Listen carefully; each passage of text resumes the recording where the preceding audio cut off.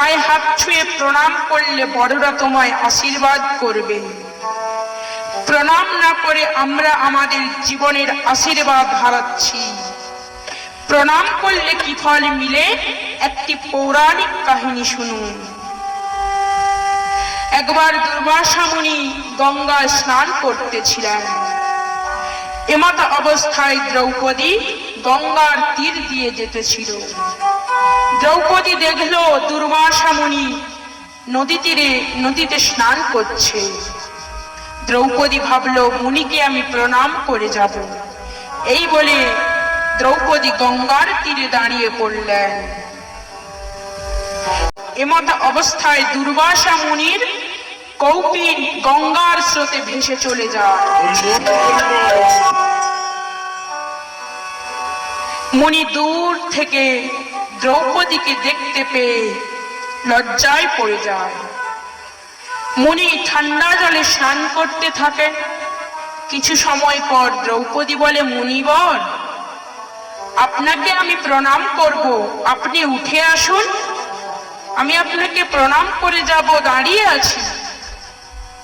দুর্বাসা মুনি বলেন, কন্যা, আমি তোমার প্রণাম স্বীকার করে নিচ্ছি, তুমি চলে যাও।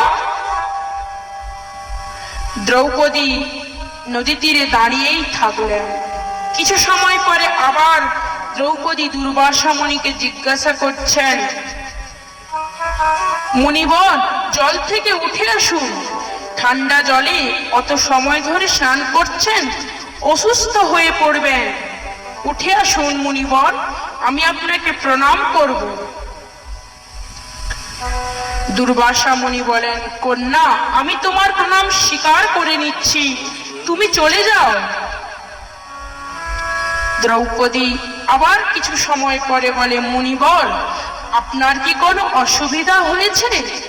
তাহলে আপনি আমাকে কন্যা মনে করে বলতে পারেন, আমি সেই সমস্যার সমাধান করে দেব।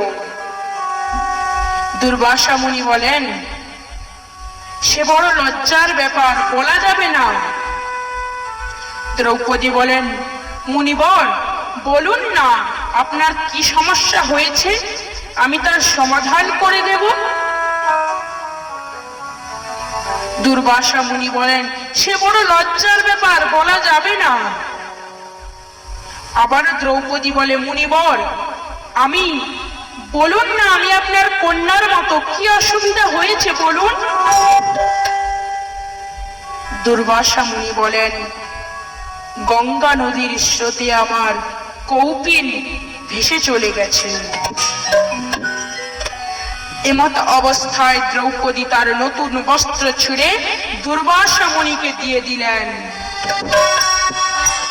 দুর্বাসা মুনি গঙ্গা নদী থেকে উঠে এলেন। দুর্বাসা মুনি দাঁড়িয়ে আছেন। দ্রৌপদী দুর্বাসা মুনির চরণ ছুঁয়ে প্রণাম করলেন।